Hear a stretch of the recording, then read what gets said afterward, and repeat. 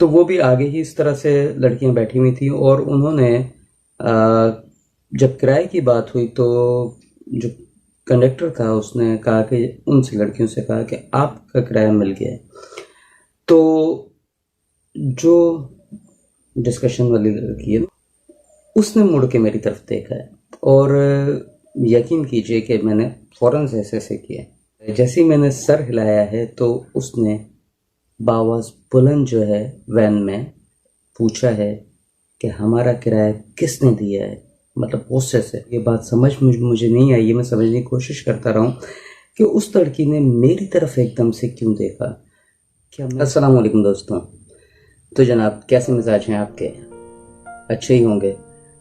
हम थे केल में और केल से अगले दिन सुबह में हम निकले मानसेरा के लिए, लेकिन बीच में हमारी एक और मंजिल भी थी और वो थी शारदा। जी हाँ, शारदा एक ख्वाब की तरह है मेरे लिए, या ये कह लीजिए कि ख्वाब की तरह था मेरे लिए जब तक मैं वहाँ नहीं पहुँचा था। मैं नहीं बता सकता कि जैसे आप सितारों के बारे में सोचते हैं, हमारे लिए उस मुकाम तक जाना ऐसे ही था। जाने को तो मैं केल तक चला गया, अड़ंकेल तक चला गया, ताउबत नहीं जा सका मौसम की खराबी की वजह से, लेकिन शारपत जो है वो किसी ख्वाब से कम नहीं था। यूं तो बज़ाहिर ये किसी मुकाम की जानिब जाती हुई सीढ़ियां हैं, लेकिन अहले इल्म इनकी अहमियत बखूबी जानते हैं। ये है शारदा पत, जिसके लुग़वी माने हैं ऐसी जगह या नशिस्त के जिसको रवानी तकरीम से नवाजा गया हो। नेपाली शहज़ादे कनिष्क अव्वल के दौर में शारदा वस्त एशिया की सबसे बड़ी तालीमी और तदरीसी दरसगाह थी। यहाँ बुद्ध मत की बाकायदा तालीम के साथ साथ तारीख़, जोग्राफिया, हियत, मंतक और फ़लसफ़े पर मुकम्मल तालीम दी जाती थी। इस दरसगाह का अपना रस्मुल ख़त था। ये इमारत बरे-सग़ीर में पाई जाने वाली तमाम कदीमी इमारतों से मुख्तलिफ है। ख़ासकर इसके दरमियान में बनाया गया चबूतरा एक ख़ास फ़न तामीर का नमूना पेश करता है जो बड़ा दिलचस्प है। इसकी ऊंचाई तकरीबन 100 फीट है, जिसके चारों तरफ दीवारों पर नक्शो निगार बनाए गए हैं। इस चबूतरे का दरवाज़ा जुनूब की जानिब है और चबूतरे की दीवारों पर अब छत का नामो निशान बाकी नहीं है। नेपाली शहज़ादे ने ये इमारत 24/27 ईस्वी में तामीर करवाई थी। मशहूर मौर्रिख जोन राज के मुताबिक 1088 ईस्वी में रियासत गुजरात की हुदूद में एक नहायत ही ज़हीन व फ़तीन इंसान पैदा हुआ। उसका नाम हेमाचंद्रा बताया जाता है। इल्म व अदब में उसकी शोहरत दूर दूर तक फैली। गुजरात के राजा जया सिम्हा ने इस आलिम व फाजिल शख्स को अपने दरबार से मुंसलिक किया। उस इल्मदोस्त इंसान ने गुजराती राजा से इल्तिजा की कि वो एक ऐसी इंसाइक्लोपीडिया तैयार करना चाहता है जिसकी तकमील के लिए 8 कदीम ज़बानों में लिखे गए ग्रामर की कुतुब मतलूब हैं, और ये नायाब कुतुब सिर्फ़ और सिर्फ शारदा के ज़ख़ीरा कुतुब से ही मिल सकती हैं। लिहाजा इन कुतुब के हुसूल के लिए बादशाह ने एक आला सरकारी वफ़द कश्मीर की राजधानी मौजूदा श्रीनगर रवाना किया। रियासत कश्मीर पहुंचकर उस वफ़द ने शारदा देवी के मंदिर में हाज़िरी दी और फिर शाही दस्तूर के मुताबिक मुसव्विदात गुजरात पहुंचाए गए, जिसकी मदद से सिद्धा हेमाचंद्रा के नाम से किताब तैयार करवाई गई। शारदा का जिक्र मशहूर मुसलमान मौर्रिख अल-बैरूनी अपनी किताब किताबुल हिंद में कुछ यूं करते हैं। श्रीनगर के जुनूब मगरिब में शारदा वाक़ है। अहले हिंद इस मुकाम को इंतहाई मुतबर्रिक तस्वुर करते हैं और बैसाखी के मौके पर हिंदुस्तान भर से लोग यहाँ यात्रा के लिए आते हैं, लेकिन बर्फीले दुश्वार गुजार इलाकों के बायस मैं ख़ुद वहाँ नहीं जा सका। हमने शारपत की तारीख़ी अहमियत को तो जान लिया, अब हम ये जानने की कोशिश करेंगे कि ये तबाह कैसे हुआ। एक बात काबिल गौर है, कनिष्क अव्वल ने यानी नेपाली शहज़ादे ने बुद्ध मत के मुताबिक जब इस इलाके को आबाद किया तो इसका नाम शारपत नहीं होगा, इसका कुछ और नाम होगा जो आज हम नहीं जानते। 232 कबले मसीह अशोका की हुकूमत के खात्मे के बाद राजा जालू ने हिंदू शिवइज्म कबूल किया और बुद्ध मत पर एक कयामत टूट पड़ी। बुद्ध स्तूपों वहारों को ताराज किया गया। बुद्ध मत की दानिशगाहों पर शिव मंदिर बनाए गए।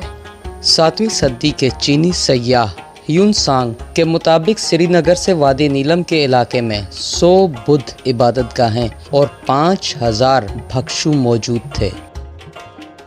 1372 में मीर सैयद अली हमदानी की आमद तक कश्मीर में वक्तन फ़वक्तन बुद्ध मत और हिंदू शिविज़्म के दरमियान इंतहाई कशीदगी जारी थी। एक दूसरे की इबादतगाहों को मस्मार करना एक तरह से मामूल था। शायद इस्लाम को जिस तरह इस खत्ते में अवामी पजीराई मिली उसकी एक वजह ये भी थी। तो शारपत में या शारदा में पहुंचने के लिए मैंने कोई बारिश कीचड़ के बावजूद जो है वो तकरीबन 24-25 किलोमीटर का ट्रैक जो है वो कुछ 45 से 50 मिनट में कवर किया है। और ये पहाड़ों में इन हालात में इतना सफ़र करना कच्चे रास्ते पर थोड़ा सा दुश्वार होता है।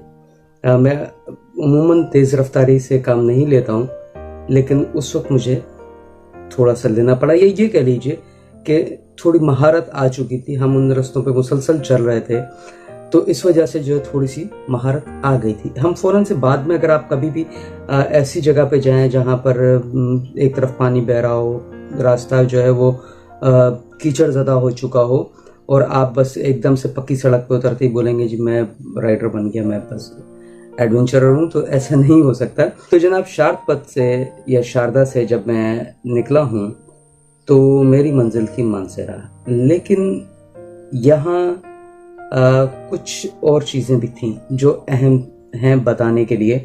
जैसे कि एक सुजुकी मेहरान वाला बहुत रश ड्राइव कर रहा था, इतनी रश ड्राइव कर रहा था कि हम लोग जो है वो हिट होते होते बचे। हम लोग का मतलब एक मैं था और एक मेरे साथ उसी वक्त जो है मतलब आगे पीछे एक और कश्मीरी बाइकर भी था मुकामी, वो जो है चल रहा था। तो बहरहाल हमने अगली चेक पोस्ट पे उसे जो है वो, बहरहाल हम है ना, हम लोग तो आगे निकल गए उससे, तो फिर हमने अगली चेक पोस्ट पे जो है उसकी कंप्लेंट की, उसको रोका गया। फिर कुछ आगे चल के जो है वो मैं जो हूँ अपनी बाइक धोने लगा। यहाँ मैं आपको एक बात बता दूँ कि अगर आप आबशारों से बेजार होना चाहते हैं तो आपके लिए वादी नीलम है। वादी नीलम में इतनी आबशारें हैं कि आप आबशारों से बेजार हो जाएंगे, आप तंग हो जाएंगे, बोलेंगे कि क्या मुसीबत है, हर 5 मिनट बाद जो है वो एक आबशार आ जाता है आपको गीला करने के लिए। लेकिन नहीं, ये एंजॉय करने वाली चीज़ें हैं और आप जब भी जाएंगे तो इसको ज़रूर एंजॉय कीजिएगा। तो इसी तरह से उन्हीं आबशारों में जा बजा पाइप लगाए हुए हैं ताकि आप अपने व्हीकल की सर्विस कर सकें।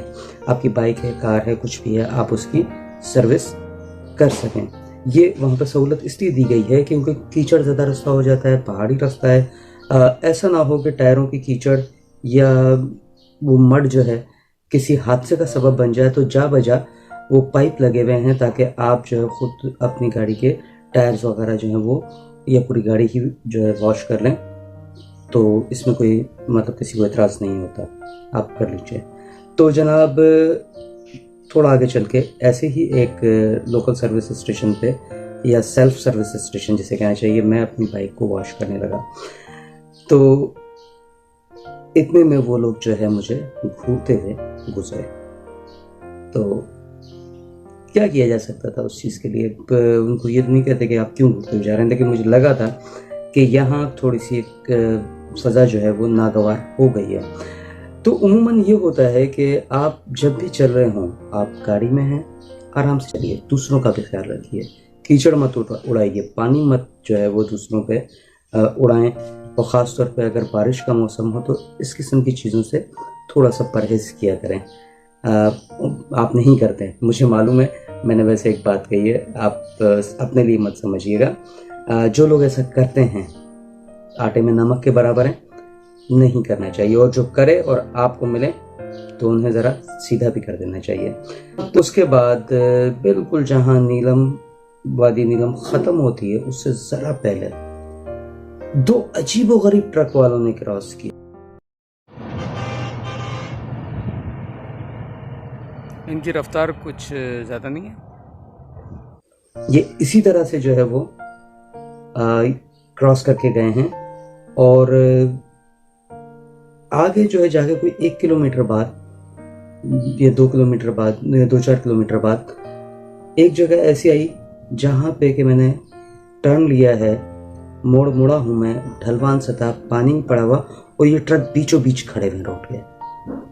अब मेरे पास इतना टाइम नहीं था कि मैं अपनी बाइक को रोक सकूं, क्योंकि आप अनएक्सपेक्टेड चीज़ होती है कि आप एक मोड़ मुड़ रहे हैं पहाड़ी इलाके में और सामने एक जो है ट्रक खड़ा हुआ है और बिला वजह खड़ा हुआ है।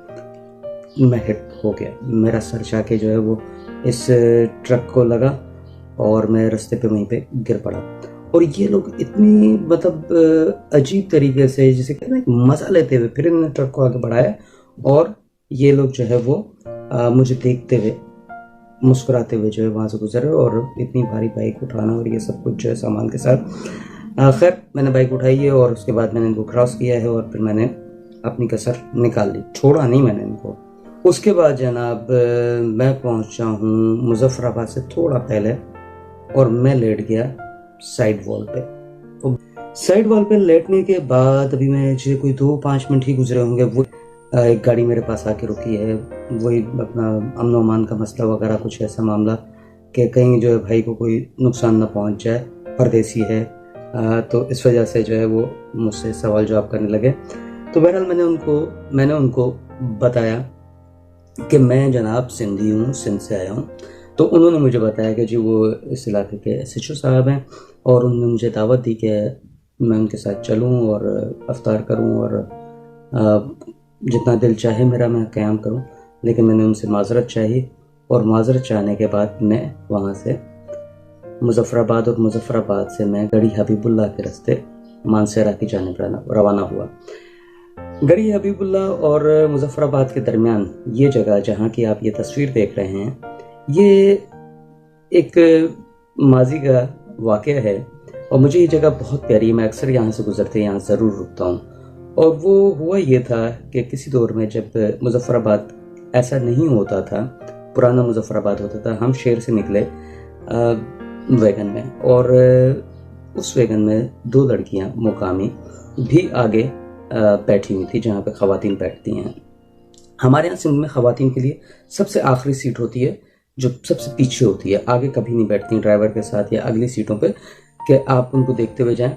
वो हमेशा पीछे बैठती हैं, आपको इजाज़त नहीं होती है, मैं अंदरूनी सिंध की बात कर रहा हूँ, कि आप ख़वातीन की तरफ मुड़ के पीछे देख लें। पीछे देखने वाले को भी मायूब समझा जाता है, यानी पीछे देखना मायूब समझा जाता है और पीछे देखने वाले को अजीब नज़रों से देखा जाता है कि क्या छिछोरा इंसान है, क्यों पीछे देख रहा है। तो जनाब बाकी पंजाब और कश्मीर वगैरह में आगे जो है वो बैठती हैं, कराची में भी आगे बैठती हैं वैगन्स में, जो वैन है 22 सीटर्स वगैरह 16 सीटर्स इसमें आगे बैठती हैं। तो वो भी आगे ही इस तरह से लड़कियां बैठी हुई थी और उन्होंने जब किराए की बात हुई तो जो कंडक्टर था उसने कहा कि उनसे लड़कियों से कहा कि आपका किराया मिल गया।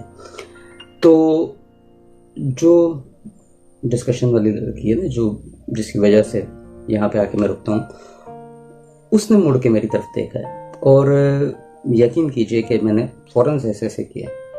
तो मैं उस वक्त कश्मीरी कुलचा खा रहा था, मेरे मुंह में जो है वो कश्मीरी कुलचा था, हाथ में आबशार का पानी था। इसी मैंने सर हिलाया है तो उसने बावाज़ बुलंद जो है वैन में पूछा है कि हमारा किराया किसने दिया है, मतलब गुस्से से। अब मुझे ये समझ नहीं आया उसके बाद जो कुछ हुआ आगे, उन्हीं के जो है वो इलाके के आदमी ने दिया था और फिर उसके बाद जो है वो जो वहाँ पे ले दे हुई गाड़ी के अंदर, उसको डांट पड़ी है, जो कुछ भी हुआ तो वो एक अलग बात है। लेकिन यहाँ पे आज तक मैं ये समझता रहा हूँ, ये बात समझ मुझे नहीं आई है, मैं समझने की कोशिश करता रहा हूँ कि उस लड़की ने मेरी तरफ एकदम से क्यों देखा। क्या मैं ऐसा लगता हूँ या मुझे नहीं समझ में आया, क्योंकि अगर मैंने भी दिया होता तो मेरी भी ऐसी ही खिंचाई होती और शायद उससे बहुत ज़्यादा बुरी तरह से ये खिंचाई होती मेरी।